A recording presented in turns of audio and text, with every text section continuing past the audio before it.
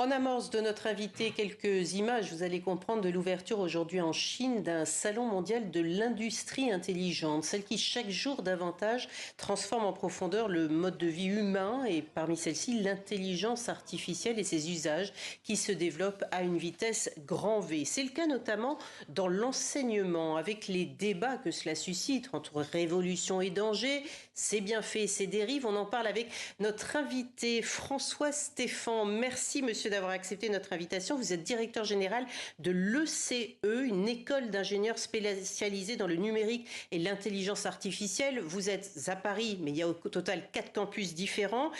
François Stéphan, mais aussi Milo, cette petite étudiante blanche aux yeux noirs que nous avons devant nous. Vous allez nous la présenter. Quel est donc ce robot qui a fait sa rentrée scolaire mardi sur les bancs de l'école aux côtés des étudiants de première année post-bac? Tout à fait. Milo est une IA étudiante parmi tous les étudiants de l'école d'ingénieurs qui a fait sa rentrée mardi dernier. Milo est la première IA étudiante dans le domaine de l'ingénierie au monde. Alors, ça veut dire quoi? Une IA étudiante. Expliquez-nous, parce que comme vous dites, c'est une première au monde, donc en fait, on ne sait pas encore exactement ce que c'est. Quel est son rôle? À quoi sert-elle? En fait, on s'est demandé, mais finalement, vous parliez tout à l'heure de l'accélération phénoménale de l'intelligence artificielle qui va évidemment bouleverser tous les métiers, dont le nôtre, celui de la pédagogie. Et donc, plutôt que faire un projet de recherche théorique, on s'est dit on va essayer de comprendre comment l'IA va changer notre façon d'enseigner à nos étudiants pour en faire des ingénieurs augmentés par l'IA et comment aider nos enseignants à apprendre tout ça, en faire des enseignants augmentés par l'IA. Et on s'est dit finalement on va mettre un objet technologique au milieu, au cœur de l'école. Et le cœur de l'école, c'est la salle de classe. Ça veut dire quoi? Ça veut dire que Milo sert autant aux étudiants qu'aux professeurs? Absolument. C'est une sorte de médiateur, quelque part, qui va aider les étudiants parce qu'elle va être une très bonne camarade. Au début, on va la mettre dans les cours de mathématiques. Ça va être une craque en mathématiques. Et elle va aider les étudiants à mieux comprendre les cours de mathématiques des professeurs. Et puis, vis-à-vis du professeur de mathématiques, elle va aider le professeur à adapter. Vous savez que les mathématiques, on vous explique et puis au bout de la 3e fois qu'on vous explique différemment, là, vous comprenez. Et ça change pour chaque étudiant. Et donc, Milo va dire au professeur, vous savez, monsieur le professeur, j'ai eu beaucoup de questions sur tel et tel sujet des équations des dérivées partielles. Et visiblement, la façon dont vous l'avez expliqué n'a pas convaincu les étudiants. Et le professeur va dire, ah, merci Milo, je vais utiliser une autre façon et je vais leur expliquer différemment.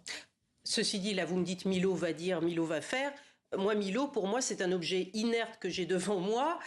Ça veut dire quoi? C'est un programme d'intelligence artificielle. Je vois que sur son ventre, il y a un petit écran. C'est via cet écran que cette intelligence artificielle va s'exprimer tant au niveau des professeurs qu'au niveau des élèves. Alors Milo, c'est effectivement un grand logiciel. C'est un système d'intelligence artificielle auquel les étudiants et les professeurs vont accéder par un smartphone, bien évidemment, comme vous accédez aujourd'hui à ChatGPT.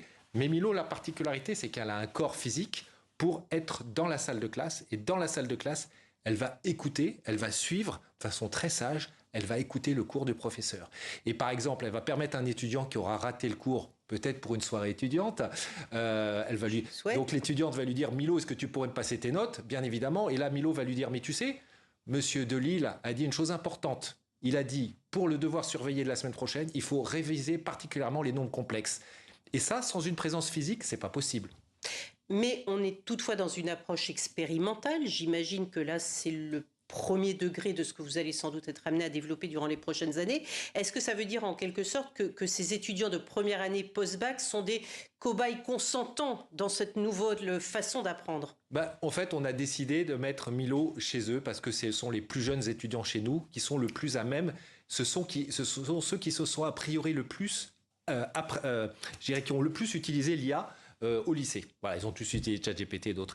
Et puis, pourquoi les mathématiques? Parce que c'est une matière fondamentale dans une école d'ingénieurs et c'est difficile, les mathématiques. Vous savez que maintenant, avec la réforme du bac et en fonction des différents pays, les niveaux, parce qu'on accueille énormément d'étudiants internationaux, on a près de 10% d'étudiants internationaux, de nombreux francophones notamment, et les niveaux de maths sont assez hétérogènes. Donc, comment faire pour qu'au final, tous nos élèves ingénieurs aient le même niveau de maths? On s'est dit, c'est les maths la bonne matière. Donc oui, on commence avec ces étudiants de première année, mais progressivement, on va étendre à d'autres années et on va surtout étendre à d'autres matières. Et Milo est le fruit du travail des années supérieures? Est-ce que c'est les 2e, 3e, 4e années, je ne sais pas si ça va jusqu'en master, qui ont travaillé sur ce robot pour le mettre au profit des bleus, on va dire? Donc, alors, c'est un projet fait par les étudiants, ça a été imaginé par des étudiants, avec bien évidemment l'équipe pédagogique de l'école. Donc c'est une nouvelle intelligence artificielle. C'est une nouvelle intelligence artificielle. Son cerveau, c'est pas ChatGPT, c'est un modèle d'IA conçu par les étudiants, développé par les étudiants ces derniers mois, qu'on appelle ça un SLM, un Small Language Model, qui s'appelle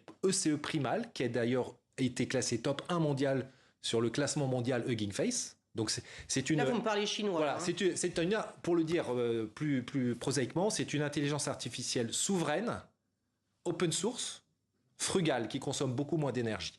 Donc en ça, on concourt à la souveraineté technologique et industrielle française ou d'autres pays. C'est une IA générative. C'est une IA générative, absolument, qui est le fruit. En fait, on a fusionné, comme on fait de la fusion ou de l'hybridation dans l'agriculture, on a pris un modèle très fort en maths, on a pris un modèle très fort pour raconter des histoires. Et il fait le mix. Et on a mélangé les deux et ça fait un prof de maths.